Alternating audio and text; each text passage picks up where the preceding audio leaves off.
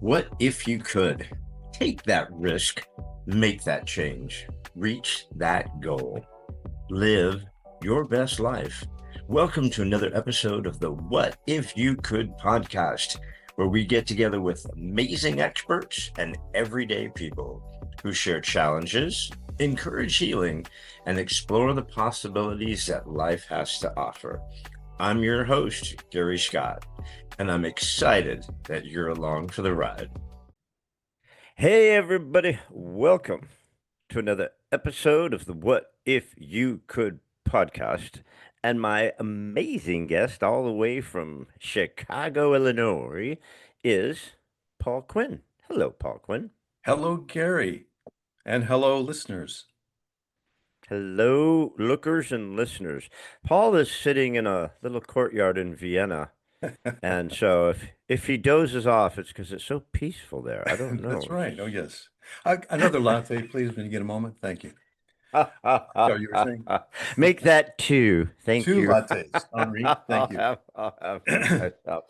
So, Paul, I'm going to go ahead and read your bio, and then we'll get cooking on all your amazing stuff. So, everybody, we have Paul Quinn. What do you want, and how comfortably do you ask for what you want? What rules have you created for yourself about what is okay and what is not okay to ask for? My guest, Paul Quinn, believes that if you don't ask for what you want at work, at home, or in life at large, you're cheating yourself. Paul is fascinated with the question of why so many of us don't ask for what we want and how we can ask effectively. He offers an entertaining blend of hands on solutions and inspiring stories in his recently released book, The Big Ask. Unlock the possibilities in your life, in work, in dreams, and courageous requests. I completely screwed that. I'm going to read It's it okay. again.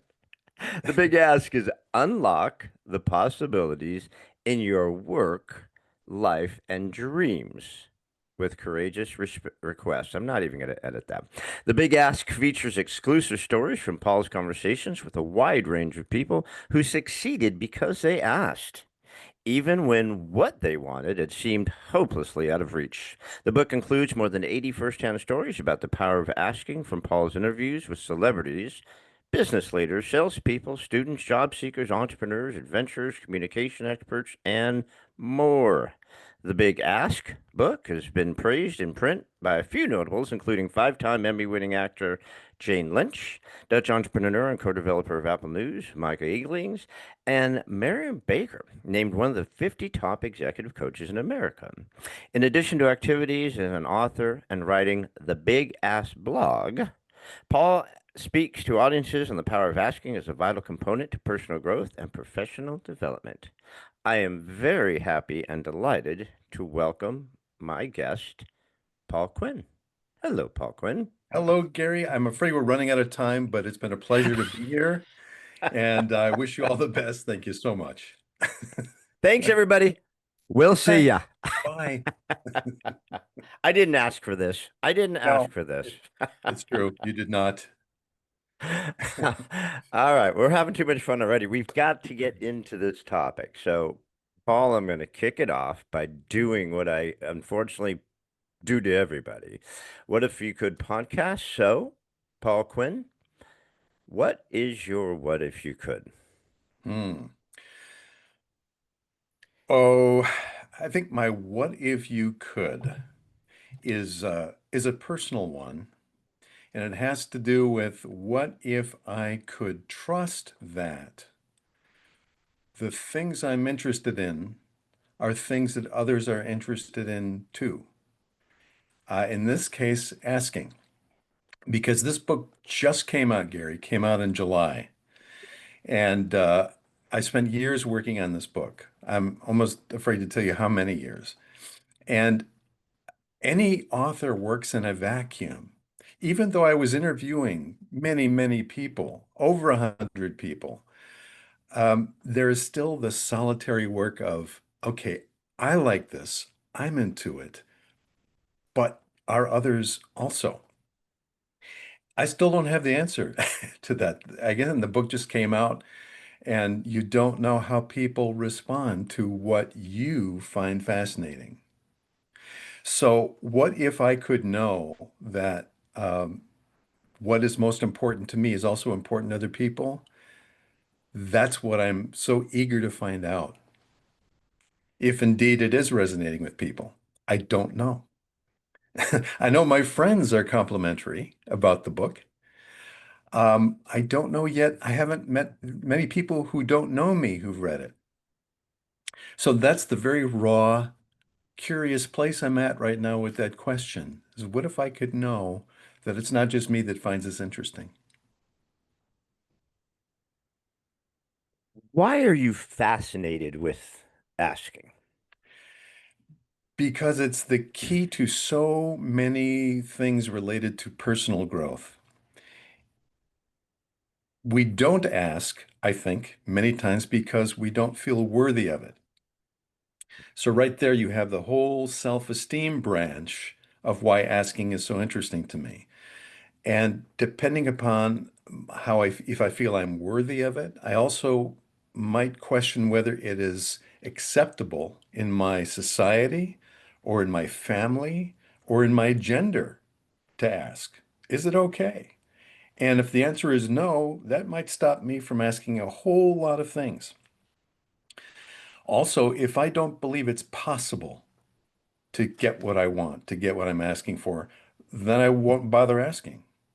And a lot of us draw very artificial, arbitrary lines about what we believe is possible. And we'll write off things without ever asking if it's possible. And it's only when we hear that other people asked and got it that we think, oh my gosh, why didn't I? Well, could be either didn't feel worthy of it, or we didn't think anyone could simply ask for it and get it. So, what fascinates me about this topic is that it is a life skill that is mostly ignored by my calculations, most people, because I talked to hundreds of people for this book asking one question. What's the biggest thing you've ever asked for and received? And most of those people weren't able to come up with that question because they haven't asked. They're standing back in the sidelines of their lives, watching, waiting, seeing if they have others' permission to ask. And if that's not forthcoming, they don't. So it is, it was illuminating to just in talking to people and see their faces fall, trying to search for things that they asked for that they felt were important. And very few said, I've got one for you. And those that did say, yeah, I've got a great ask story, some had to come back a week or two later to say they retrieved it. But so I talked the book features about 85 different storytellers who shared their response to what's the biggest or toughest thing that I've ever asked for and then received. And then I explore what did it take to get it? Was it luck? Was it timing? Was it skill? Was it a bit of all those things? And so there's a lot of practical applications in the book as well for people who would like to replicate the success of some of these huge asks. Yeah. Don't you find that it starts with little asks? Getting comfortable with little asks, getting yourself. I remember when I was a kid, my dad was totally checked out. He could care less what was going on. Yet, when I wanted to have a friend sleep over, and I'd go to my dad and say, it would take me like hours to ask him if my friend could sleep over. Sometimes I would lie to my friend and say, I asked my dad, and he said no, because I didn't even want to ask my dad, right? Not that he Yeah. was mean or he just could care less. So if I said, hey, Dad, can Jim spend the night? He'd go, yeah. He didn't care, right? But yet it took me forever just to ask, even though I almost knew for certain he was going to say yes. And it's a bizarre thing. And I think asking is, like you said, trust. And that stuck with me. Do we trust in ourselves to be able to ask, or do we trust in the person to be authentic in their response? Do we worry too much about how calculated they are to respond to what we ask for. Well, I'd like to ask you though, what do you think it was that held you back from asking, or what made it so difficult to ask, even if you did eventually? What was it? I have no idea. It was just fear. It was literal sweaty, and I'm like 9, 8, 9 years old. I mean, I'm Yeah. young, and my dad literally wasn't mean to me ever. And I knew he could care less if someone spent the night, unless there was something weird going on in the house, which there usually was. So I don't know, and I think I had a lot of inbred fear from just other family circumstances Mm-hmm. that carried over to this. And it's a bizarre feeling. I've thought about that many times in my life when I wanted to ask for something and I was Mm-hmm. afraid to, that I had to say, well, I knew my dad was going to say yes, but I was fearful for asking. So I believe this person I'm going to ask, I know is going to say yes. So just ask. Mm-hmm. Mm-hmm. Maybe there's something in the power difference. That's a stopping point sometimes. It's simply the fact that this person has the power to say yes or no, and that in itself is daunting, even if a yes is likely or possible. I don't know, but And you're that, touching I, on something that's kind of unconscious and real and unexplored for not just for you, Gary, but for a lot of people, I think. What yeah. is it that stops us? Yeah. And that's why I think when you started with trust, Mm-hmm. it just reminded me of fear, Yeah. worthiness, like you said, being worthy. I mean, that's a huge one, Paul. Thinking Yeah. you're not worthy to get the request that you're asking for, right? I mean, Mhm. so trust, fear, being worthy, acceptance. There's a lot to asking. It's a really fascinating question you've got there. Thank you. And that is all the things you've just listed there that attend asking are the things that I find compelling. And which is also why some of these conversations I had with people that I was privileged to have with people got so deep so quickly. Because even the people that have asked in the most audacious ways, bold ways, break the rules ways, still had some fear or some residual unworthiness or great doubt. And yet there's also something to fake it till you make it. There are stories in the book as well of people who did not believe they were worth the raise that they were asking for, but got themselves worked up to the point where they told their face they believe it. They told their body they believe it. And working from the outside in or the inside out, we can sometimes get to the same places. But yeah, sometimes we just have to say, damn it, I'm going to ask this, even though I'm not sure how they could give it to me. Yeah. We think, You know, why would I I'm a ask? real estate I'm a real estate broker by trade. So I've literally had to spend my whole last 35 years asking. Yeah, And it was terrifying when I started. I started prospecting, dialing for dollars. We did a lot of phone prospecting back in the day, door knocking, and sure. asking people, do you want to sell your house? Hmm. And it was daunting.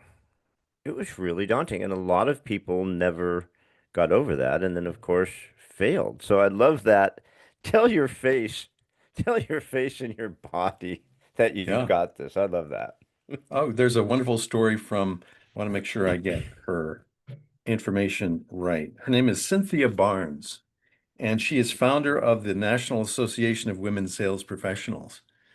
And what happened with her is that she had been consulting, and she had a coach slash mentor.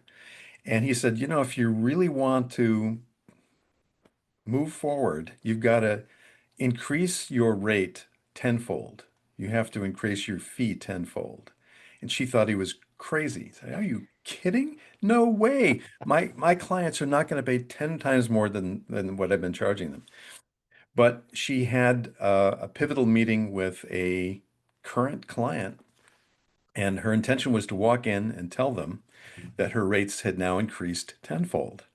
And she says that her forehead was all glossy with sweat like a donut, and she was hyperventilating, but she went in there and she just put on a face like don't let your foe show, and put on this face that said, I'm worth it. And they asked her then, after she said, I want 10 times more, they asked her to leave the room so they could confer. And outside, she's already cursing her her mentor coach, saying, he set me up for this humiliating failure. Well, she walks back in, and of course, they said, you got it. And from then on, it was much easier for her to ask for what she wanted.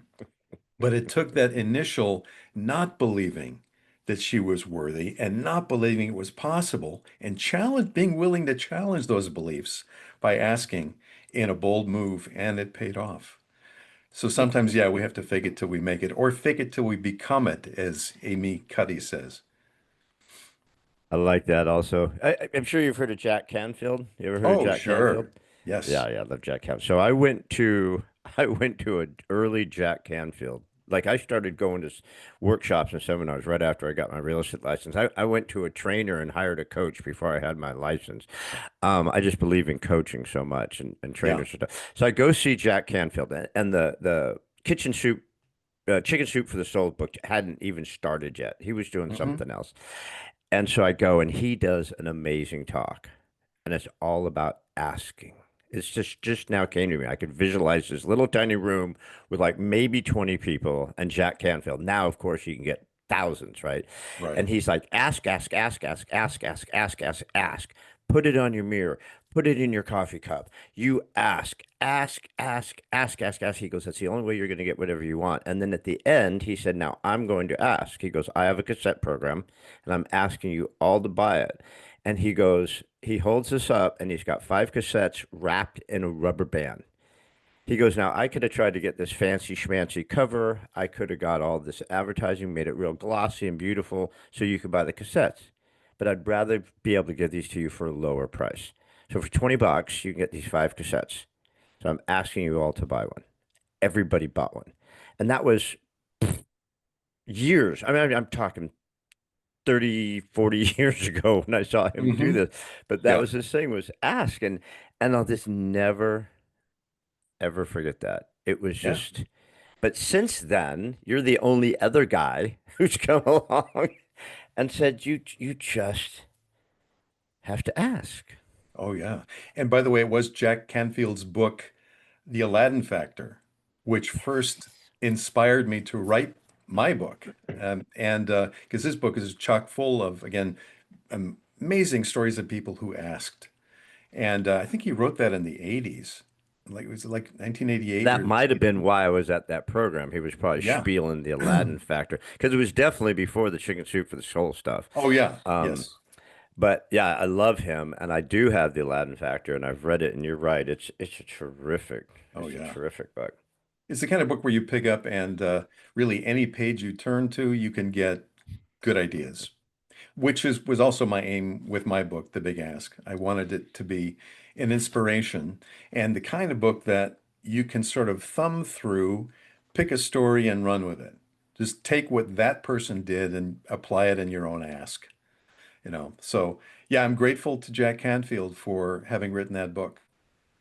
It was groundbreaking, and there are very few since about asking. So it's very nichey, and it's something that's easily overlooked because we just take it for granted. We see asking as transactional, I think. Please pass the salt, or would you come to the wedding this weekend? Whatever it is, they tend to be very transactional. But there are some asks that demand more of us, that click into our self-esteem, our sense of what's possible, and our creativity and imagination. And that's what I call a big ask. The big ass. Did you have to break out of your comfort zones? I mean, were you naturally an asker before you started this? Because obviously, to go to 80 people, 100 people, however many you had to ask to say, would you be willing to share your story in my book?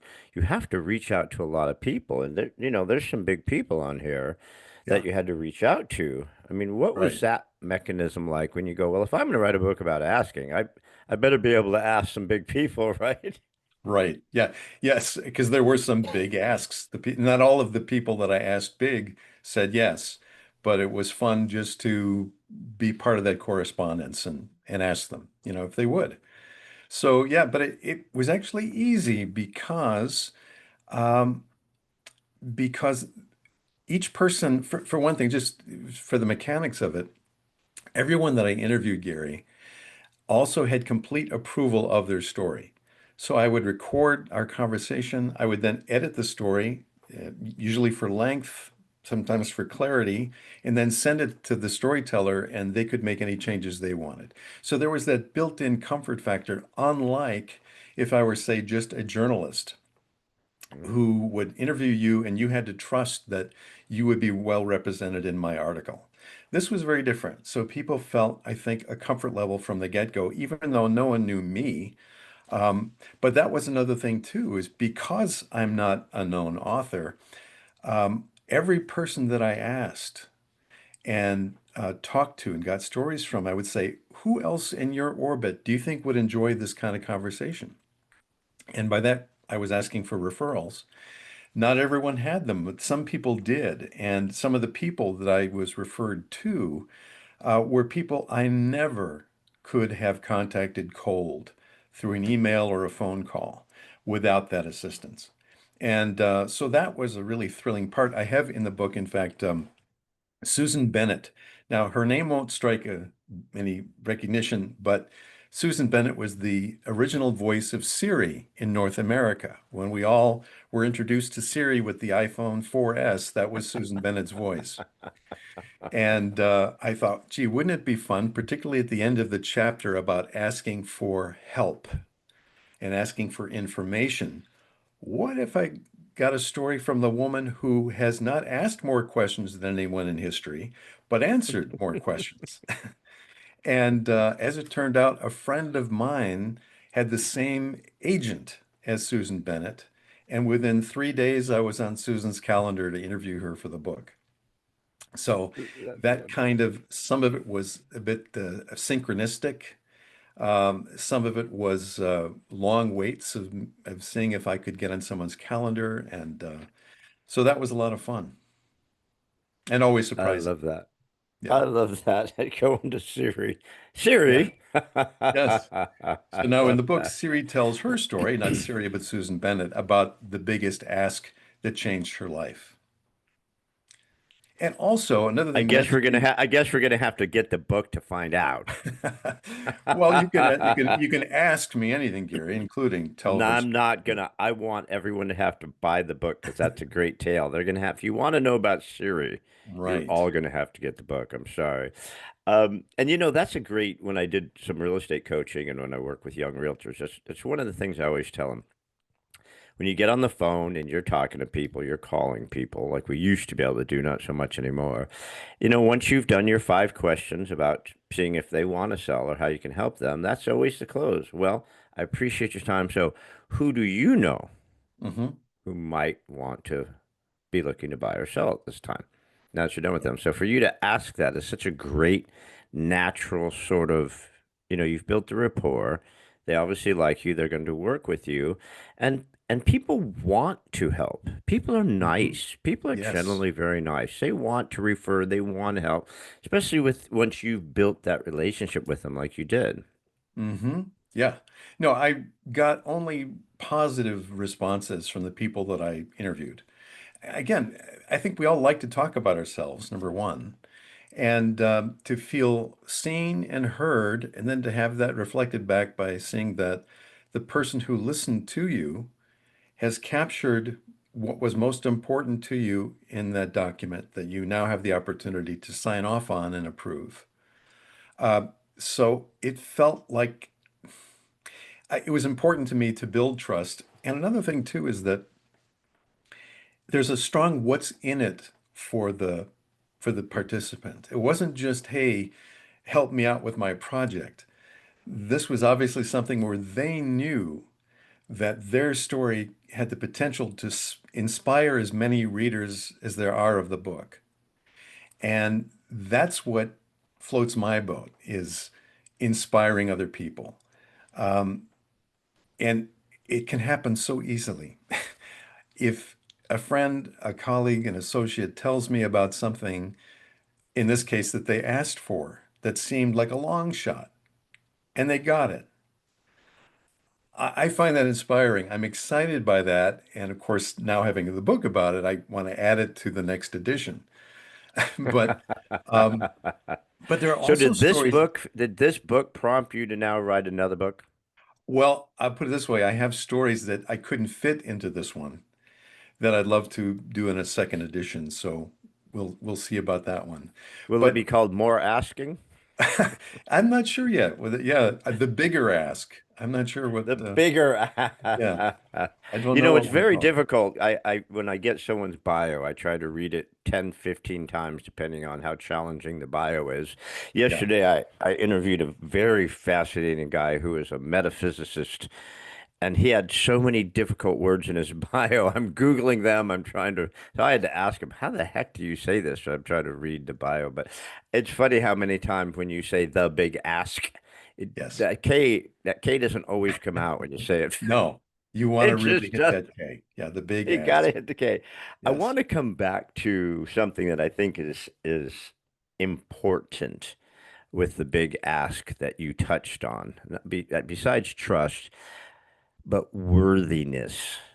The worthiness. I'm not worthy to make this ask. Yeah. I think we all get a taste of that with dating. We think someone's out of our league, so we back down before we've even approached. Certainly with job searches, I think we write off jobs simply because we don't meet every single bullet point on the criteria. We think, well, they're looking for someone with this. I don't have that. But on balance, you might have that and a lot more that would make you an attractive candidate. But that unworthiness creeps in and says, nope. I had I wrote about it in the book, my own experience with that, Gary, and I was giving a conference talk in New York about, I want to say 15 years ago. And it was at a morning breakout session where my session was one of four that attendees had the option to attend. And the day before I went in and I got the name of the room that I was to give this presentation in, it was simply called The Lounge. I thought, okay. Well, I find out that it is, in fact, the hotel lounge. It's the bar right off the super busy, crowded lobby. And Oh. I'm looking around and it's small and it's dark and there's drink tables and a couple of big screens on the wall. I'm thinking, I'm not a snob, but there is nothing about this space that at all supports what I'm here to do. And not only that, but there weren't the number of tables and chairs could fit maybe a quarter of the people that I would hope to attract to my program. So, first thing I did, my thought process is think, well, gee, they must have just run out of rooms. And hey, I'm a professional. I'll go with it, you know. And then I thought, no, wait, that feels horrible because that feels like I'm not giving myself a chance. So I got a little closer. I said, well, I could ask the event coordinator who I met this morning, but she seemed awfully frazzled. Just the number of books she had and the things she's trying to juggle and keep everybody happy. Why add to her headaches?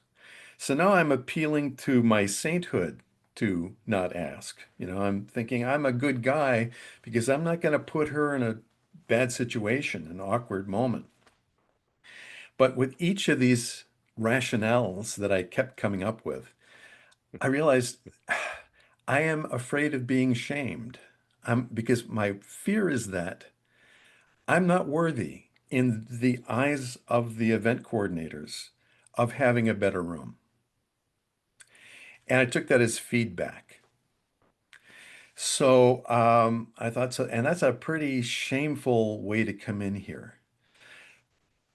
Now, what changed my mind? I don't know.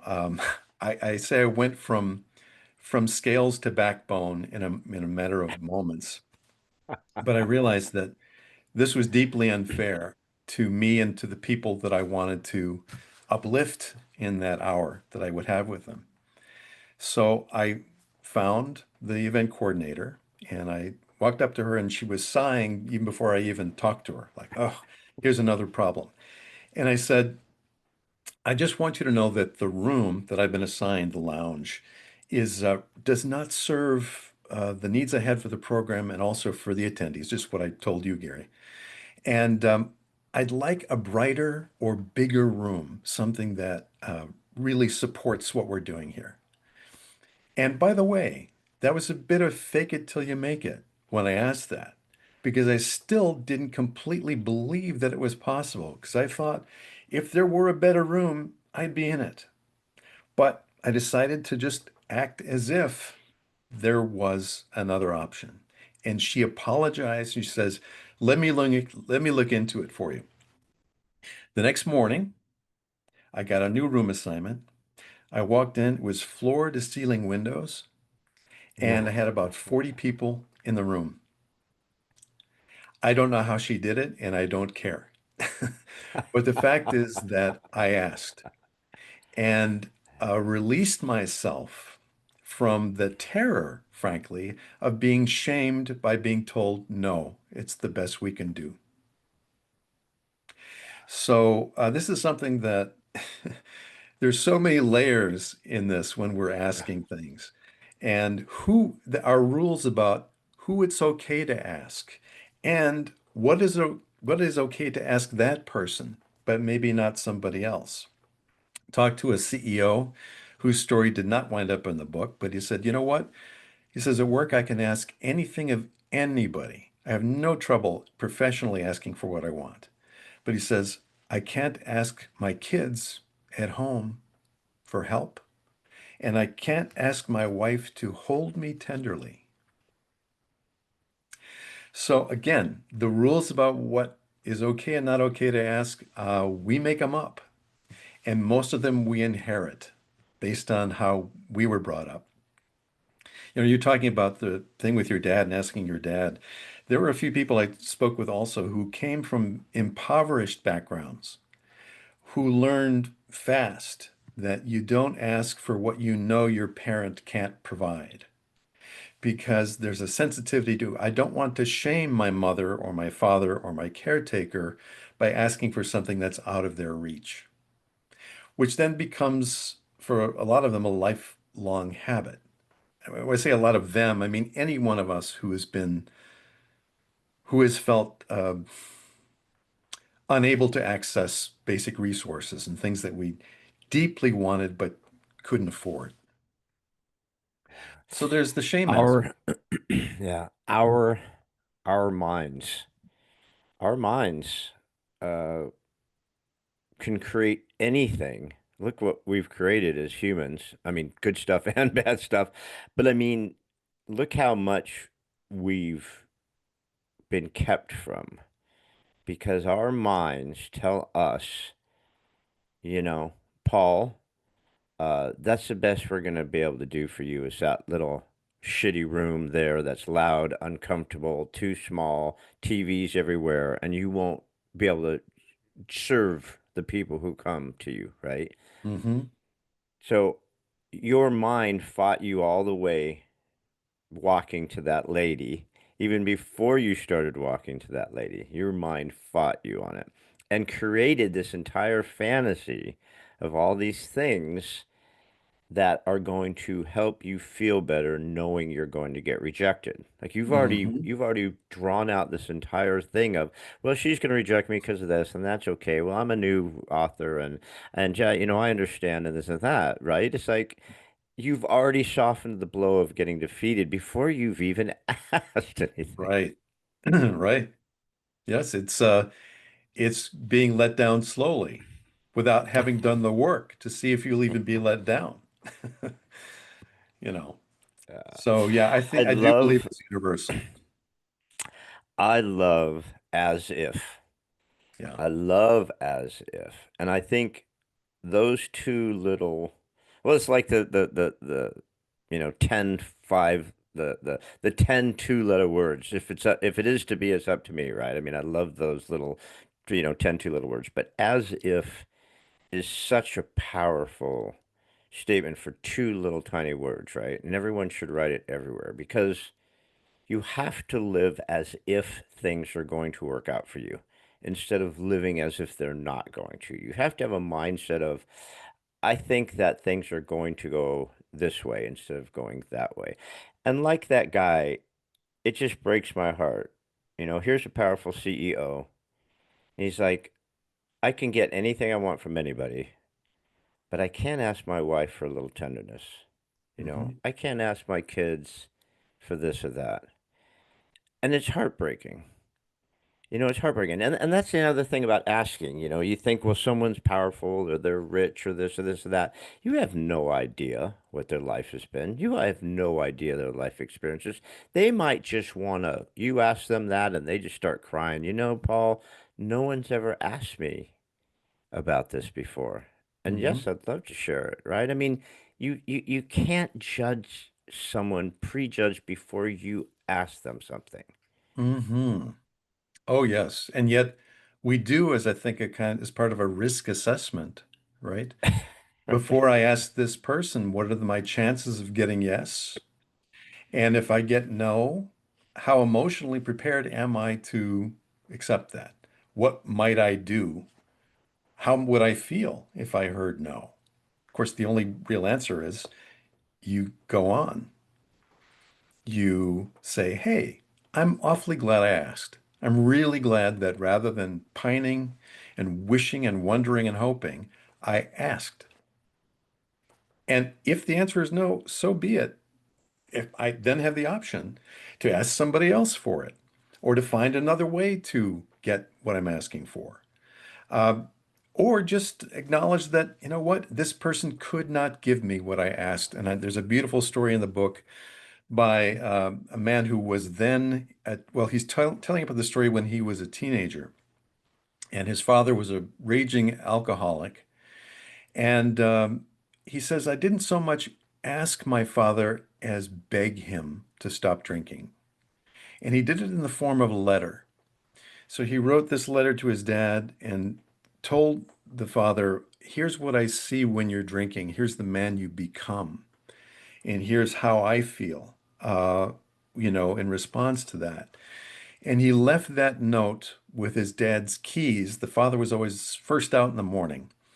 And so when the young man got home from school, um, he went to find his dad because certainly the father would have read the letter. And his dad was on the porch with his back to him, smoking a cigarette. And the young man said, Dad, did you read my letter? And without even turning to look at his son, he says, yeah, I read it. That was the end of that discussion. The fact that he'd poured out this heartfelt request had no consequence for the father. It just laid there. But what he did say, and his name is Kevin Golden, Kevin said, it did wonders for me because I'm paraphrasing here, but he says, it showed me that I had the courage to ask the most difficult thing. And even though my father was unable to stop drinking, I felt, I think you're saying it in so many words, I felt like an adult. I felt like a man in that I was now no longer the boy quaking in fear or revulsion, whatever it had been with his father. I was empowered by saying, hey, I'm asking you as one human being to another, let alone father and son. And then he concluded there are just some things that people can't do, some requests that they just are not capable of meeting. And his father died young, alcoholism. But still, the act of asking, even though it didn't have the big, okay, yes, happy ending, there's a milestone in growth for us, I think, particularly if it's something that we've been afraid to ask. When we finally do, that's something to cheer about, regardless of the answer. There was a story told me by a woman who was, I think she was the eighth out of 10 children. And she was very close, ninth out of 10 children. And her older brother and she were very close. And side story is that she got pregnant by a boy at school, and the mother was horrified and said, "Okay, you are going to go and have this baby at a convent, and we're going to tell everybody that you are taking care of an elderly aunt." So that was the family story. Well, while she was at the convent and having the baby, a rumor went around school that she was pregnant, which was in fact the case. And anyway, I'll stop that portion there to tell you when she got back from the convent, her brother had moved out of the house. And she found that odd, but family secrets and things being what they are, she didn't question it. She didn't pursue it. But over the years, he continued to be the stranger to her and the rest of the family. He would show up only for weddings and funerals, and he was very formal and distant when he did show up. And so the family started to make up stuff. Well, he's involved with this church now, and he just might be too good for us, or his wife might not like us, so that's probably why we're not seeing him. All these stories. But it bothered this woman, who I'll call Kathy, to the point where decades later, I believe she was in her 40s, she wrote to her brother and basically asked him, "What happened? We've been close. I come back from having my baby and you're gone and you're a ghost in the family." And he told her, he called her up and said, "When you were having the baby and that rumor went on around school that you were pregnant, our mother said, if I find this story goes out any further, I'm going to tell everyone that you raped your sister and are the father of this baby." Well, that was the equivalent of a soul murder for this woman, and pardon me, for him. And so he left. He left the next day, and when they had this conversation about asking what happened, she was asking for what is the truth here, and he told her. But they both agreed, and I find this very curious and wise. They both agreed not to tell the rest of the family because if they wanted to know, they would have to ask. Hmm. They would have to have the same curiosity and caring that she had to ask. And also, by that point, the mother had Alzheimer's. She was not someone they could confront. But that was something that bonded them again, is the truth that she had dared, I put that in quotations, to ask for. And in fact, I concluded in the book that asking for the truth might be the hardest big ask any of us have, because the truth can level us or it can liberate us or both. And but the courage to ask something that we have been reluctant to can again, kind of like the guy who asked his dad to stop drinking, it could be one of those milestones, one of those pivotal moments that even if we get no or we get an untruth in response, we're changed in having had that courage. That reminds me, and that's a crazy story. Holy crap. I got all sorts of different emotions from that. Yeah. Some good, not some not so good. Um, but it reminds me of my wife has been sober for 21 years. She's been in recovery for 21 years. And she's my second wife. My first wife passed from cancer. But so when we met, she told me she was an alcoholic and she'd been sober for X number of years. I'm like, cool. So I just stopped drinking. I wasn't really a drinker. I mean, I was a great drinker. I could have gone pro. I was a terrific drinker, but I was what they call a normie. You Yeah. drink and, you don't become. Um, but so I took a deep dive, like I like to do with everything, into AA because that's her thing, right? Is Alcoholics Anonymous. And one of the things I found the most fascinating was everyone should do the 12 steps. I don't care if you're an alcoholic or not. It's an incredible program. But one of the things I found the most interesting is you write a letter to people that you've hurt and ask for forgiveness. And I think forgiveness is an incredible, difficult thing to ask for. Yes. is to ask for forgiveness as like help or ask for the truth. But writing this letter to someone, whether you send it or not, some of them you say don't send it, don't send it, but some of them you actually send.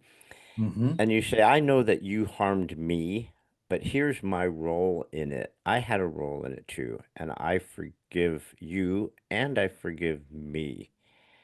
And asking for forgiveness is really tough. Yes, it is. I have also a story about that, about forgiveness. And yeah, right next to asking for truth, asking for forgiveness can be tough.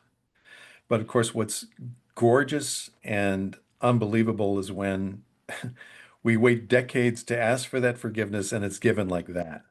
And we think, did I really just waste 30 years in self-recrimination or whatever it was, guilt, when I could have been forgiven? But like you're hinting at, Gary, first that starts with I forgive myself. Um, because if we get nothing else from that person, we have that we have forgiven ourselves, or that it's even an honest statement like, I'm working on forgiving myself, because to say it's done might be an illusion in some cases. But there was a woman who did not give me permission to use her story. And that was even with the promise that she would be written down as name withheld by request. But her story was that she had been a crackhead in a very rough part of Chicago as a young woman. And they would lean against these fences in the neighborhood, in this one particular neighborhood in Englewood. And they'd be there till all hours. They were dealing drugs, and it's just a mess. Well, later, and I mean 12 years later, she got cleaned up and she was now canvassing for a candidate that she was supporting. And she was going door to door, and she realized she was assigned the same neighborhood where she had been doing crack and causing all this problem.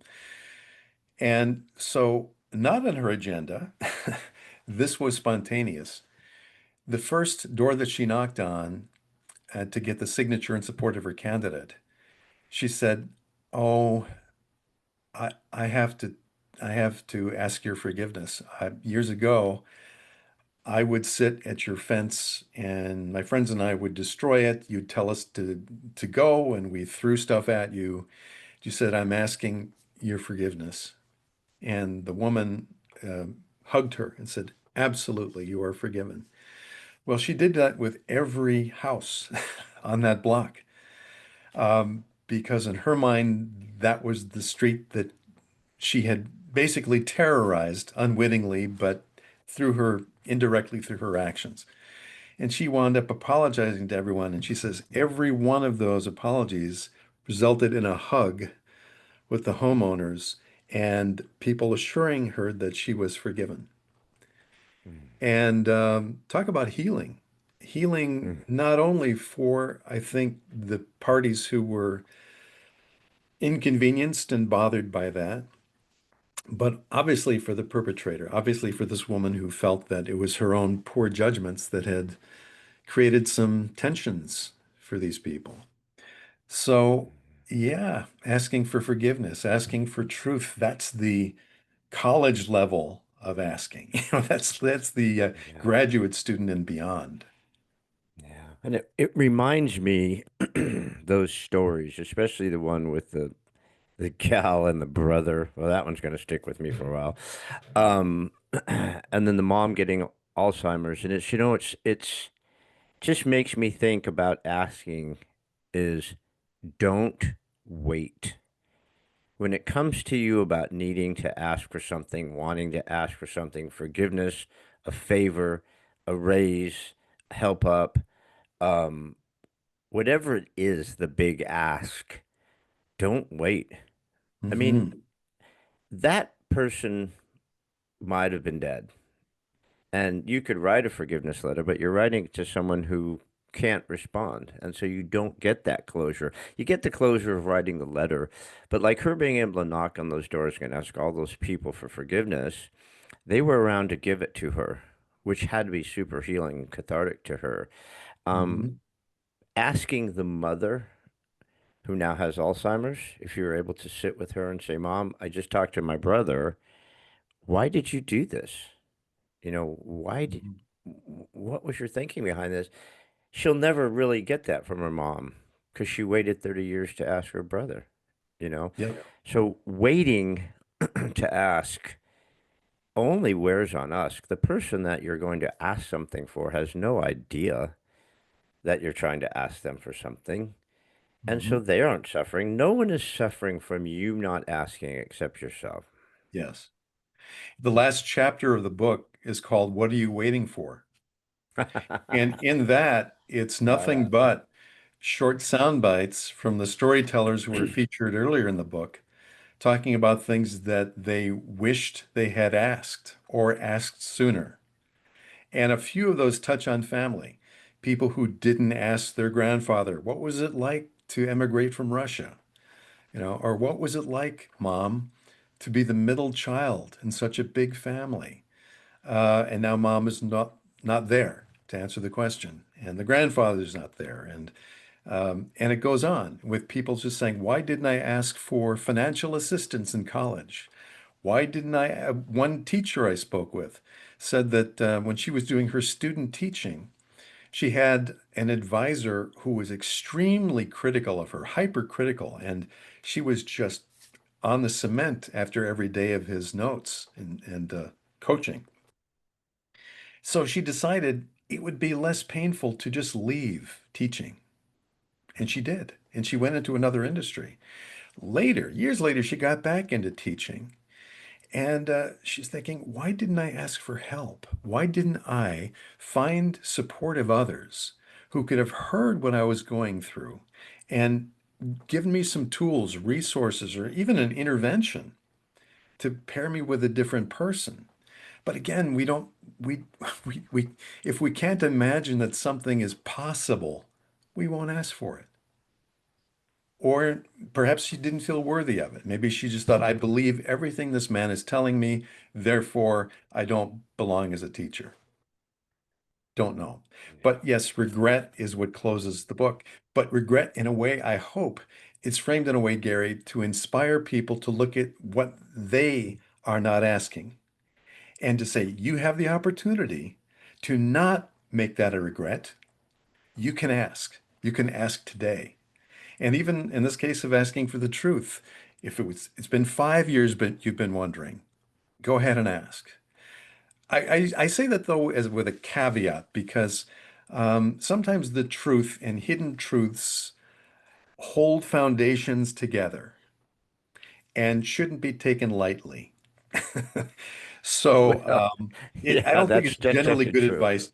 Yes, yes. Just ask. I think there's considerations to be made.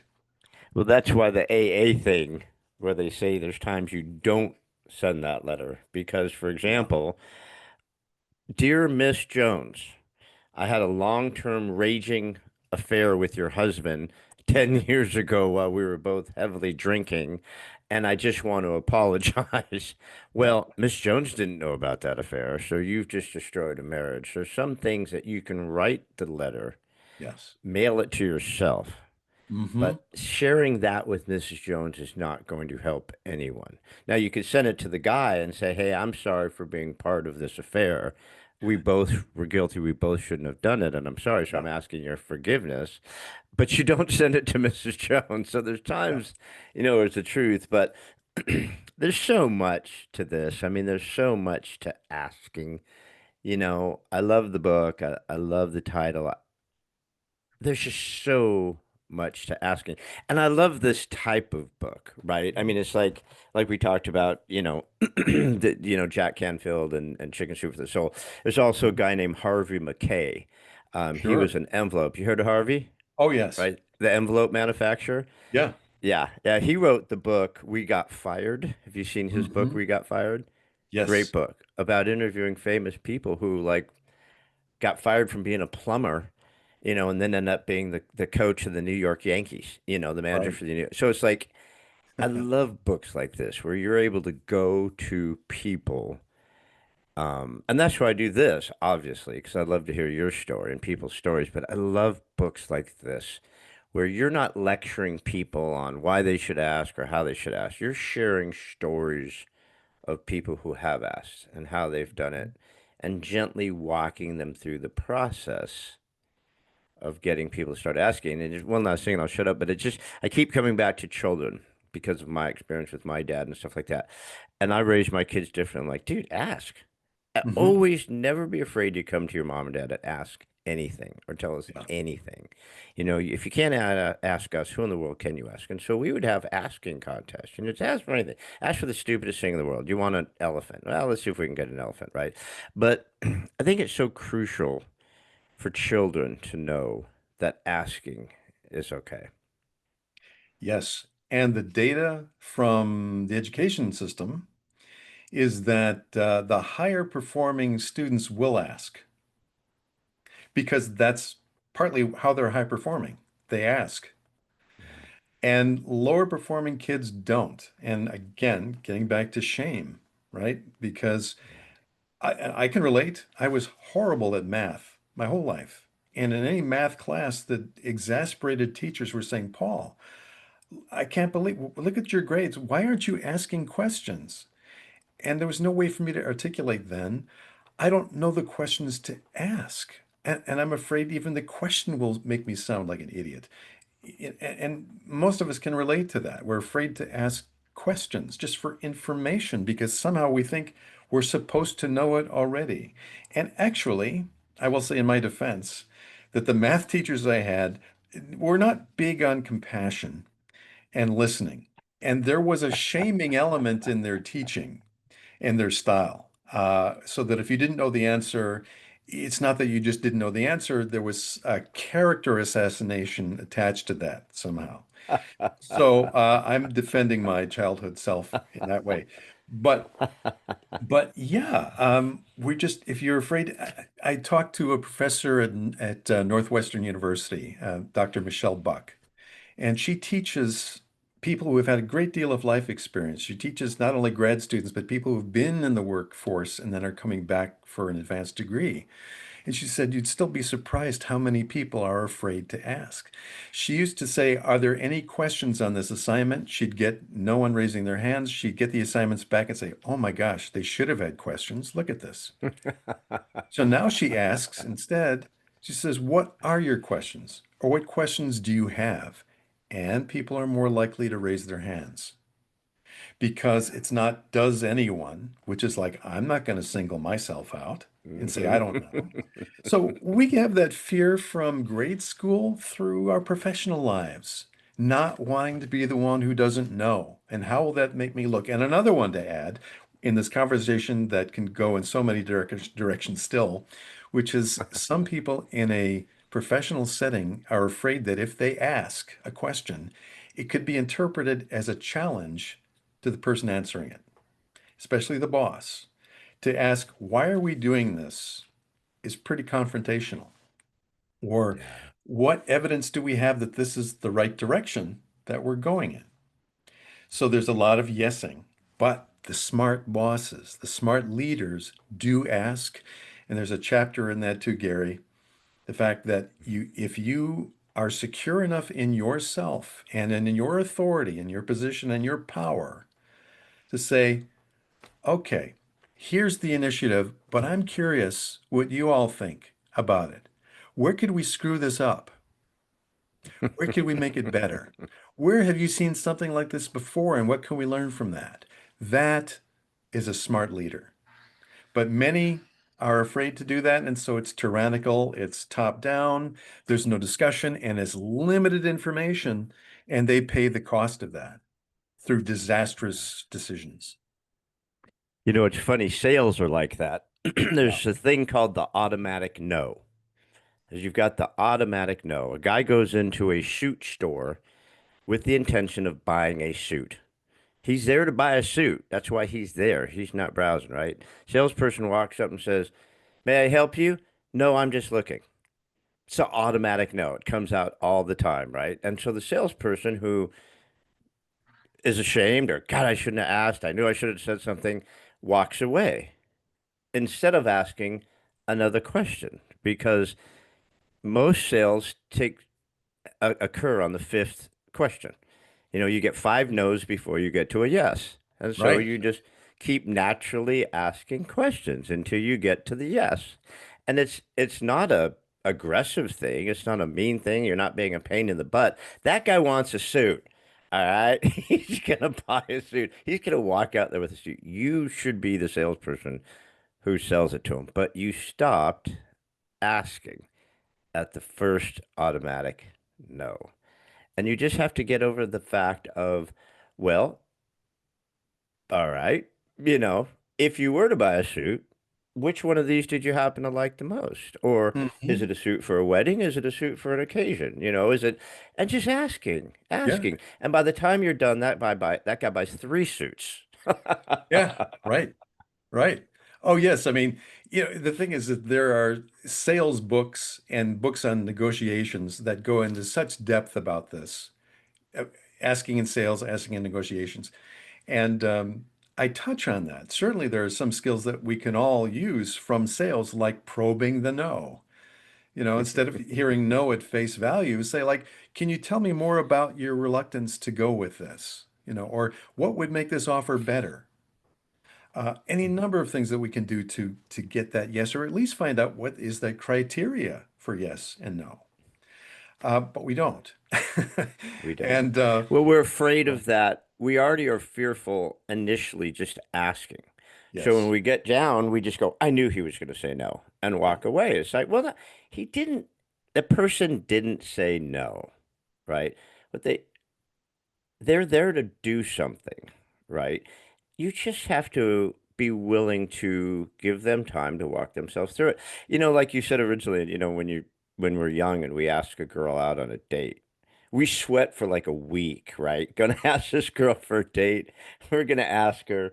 We got flowers, we got chocolate. We're gonna ask her for a date. But you're ready for the no, Hmm. you know, and you just see a kid where she says yes, and he goes, "I knew you were going to say no," and walk away. She goes, "Wait a minute, I said yes." Right. Oh, yeah, the default, expectation. Yeah. Well, and I don't have any such stories in the book, but I was holding out for, I want to hear a story about someone who um, met someone at a high school reunion 20, 30 years out, maybe more, and said, I always had a crush on you, but I was afraid to ask you out. And that person would say, I wish you had. I mean, that's the kind of told you so story I would love to have. And I Yeah, asked people about their dating stories and so on. I didn't hear that, but we know that that's a thing. That we the know people that that that's a we've thing. Matter of written fact, I have a off. number of friends who are married to their high school sweetheart. I have a guy, actually, it's my first wife's cousin. I'll say her name, Stella. Um, there was a young man, I think his name's Richard. Anyways, um, who was so in love with Stella through like eighth grade, ninth grade, high school, whatever. Never even like said hi to her. They kind of knew each other kind of through mutual friends, but he just like would, God forbid, never ask her out. He was terrified. Stella's completely gorgeous, brilliant. She's an attorney. Anyway, so Stella goes on to marry this guy, and Richard.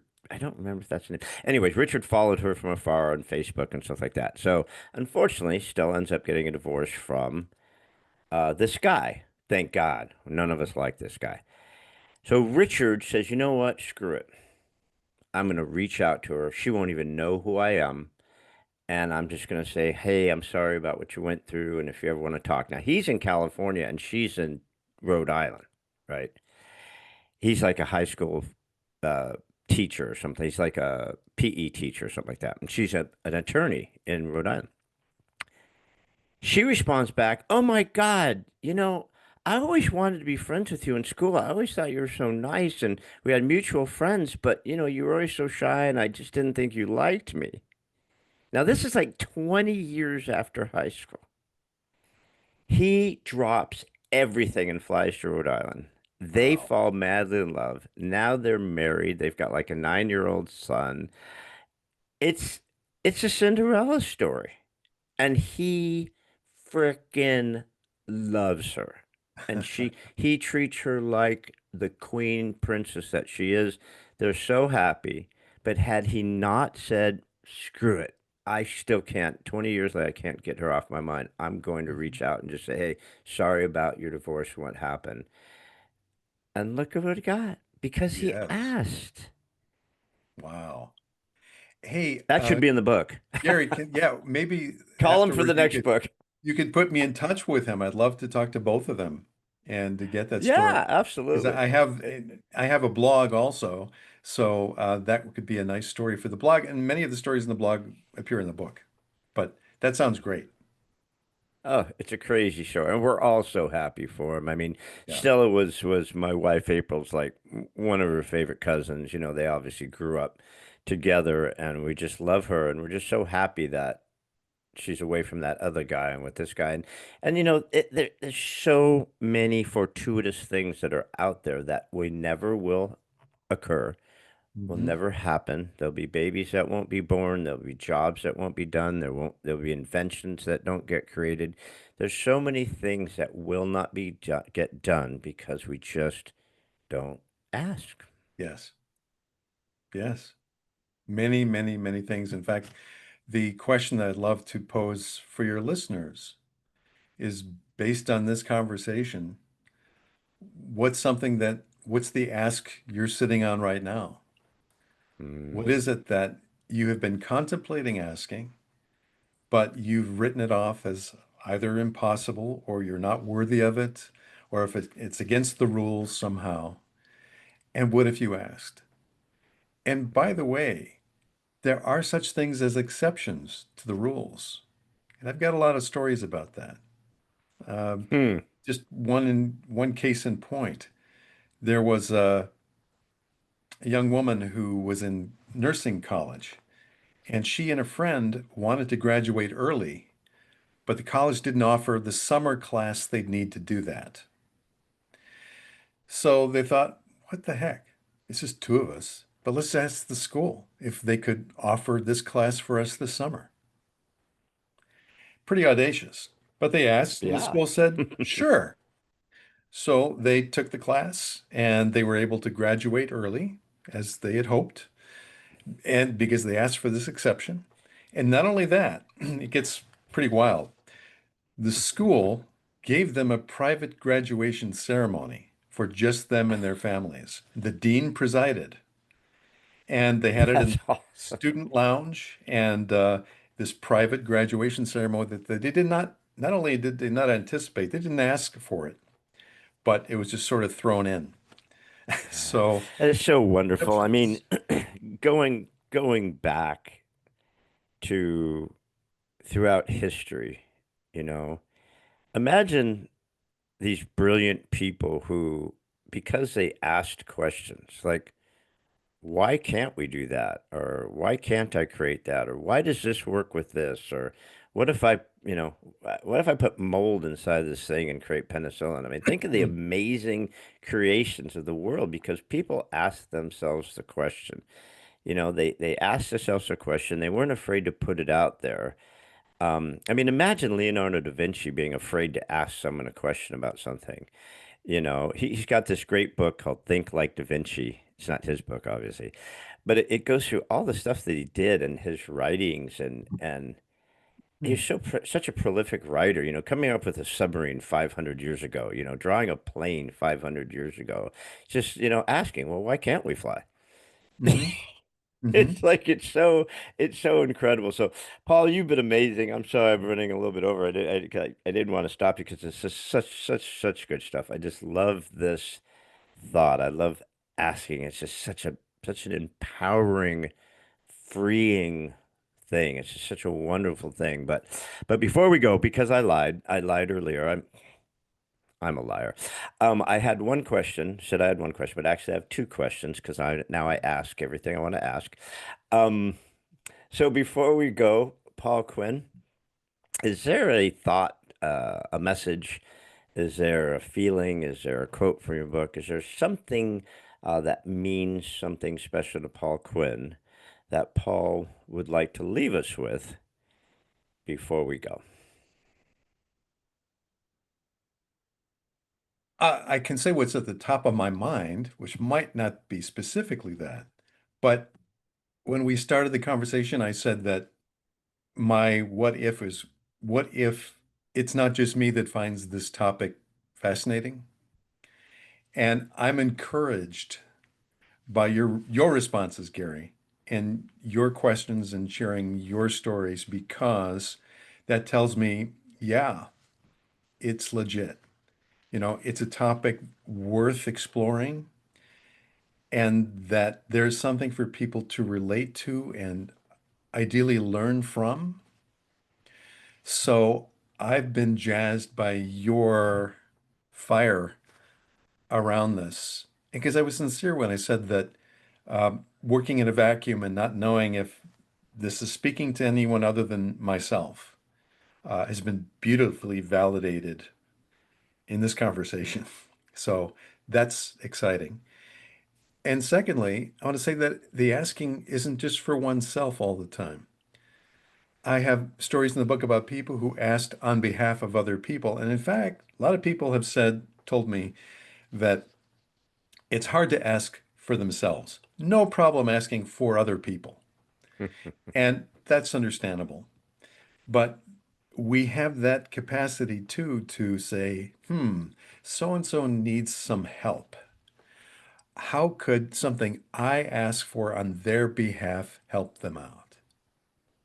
And those stories are as inspiring and in their way altruistic because it has to do with our connectedness to each other and how we can be that difference in each other's lives by the things that we're willing to ask about for our friend or our family member. And sometimes it's asking them the question that liberates them from the fog they were in. I think all coaches know that. Sometimes we're grateful because a question becomes a gift that enabled us to look at it and say, got it, thank you. It was right in front of me this whole time, but it took you to ask for me to take it in. Yeah, that's beautiful, brother. I mean, I just love, love, love. What a great response. And I love the whole asking thought. This book is going to be massive. It's going to be the next Jack Canfield's going to be calling you and ask if you can get the next book. It'll be the next Chicken Soup for the Soul series. But it's such a powerful thing. It just is. I mean, like I said, ask for forgiveness, ask for help. It's not just asking like, can I have a new car? Can I have a bigger house? Can I have a raise? Can I have more money? It's so much deeper than that, right? There's Yes. just so much more to that. And I just think it's just a powerful, powerful book because it Thank you. allows people the freedom. And giving someone freedom is a really powerful thing. You're giving people the freedom to ask. And when you ask for something, whether you get it or not, you feel better. You Mm-hmm. just do. Mm-hmm. And so I love what you're doing, my friend. I'm grateful that you're here. Thank you. So real I've quick enjoyed before this we immensely. skedaddle, though, guys, Yeah. listen. So we just had a beautiful conversation with Paul Quinn. He is the author of the new book, The Big Ask. Unlock the possibilities in your work, life, and dreams with courageous respect. And I just love this book, The Big Ask. I can't I'm wait. I'm glad going you to go do. get one. There it is. There it is. There's The Big Ask. I'm glad you put it up there. So Paul, before we get out of here, what's next for Paul Quinn? Where can we find you and where can we find the book? You can go to my website to read about the book, which is pardon me, www.bigaskbook.com. And also I have my blog there. You can read interviews that I've done with many of the people who were featured in the book, as well as articles I've written about asking. And the book is available on Amazon as both an ebook and a paperback. And you can get it through any independent bookseller. Probably not on their shelves, but they can order it for you as a paperback. So that's where you can find it and me. Awesome. Awesome. And we're already working on a second book and we're going to work on all sorts of stuff and I think a journal, we're going to do the big ass journal. There's all sorts of Okay. good stuff coming out of this. I love the journal for this. I'm feeling a journal. Well, there are Wow. journaling opportunities in the book too, but a Yeah, separate journal, that's an idea. that's what I'm thinking. I'm Just all right, saying. my friend. I appreciate you so much. Everybody, Go look for Paul Quinn. Go look for the Big Ask, ASK book.com, and support Paul in his endeavor because it's worth it and it's a good thing. All And right, ask buddy. for Talk to you what you soon. want. Ask for what you want. Thanks, Gary. Ask for what you want. And I want Yes. this book, and I want Paul to come back after his second book. Yes. Here's to it. All right, my friend. Talk to you soon. Thanks, Sounds everybody. good. So long. See ya. Thanks again for joining us on another episode of What If You Could podcast. Please subscribe, like, share, and give us any feedback. We'd love to hear it. And remember, if you can dream it, you can do it. See you next time.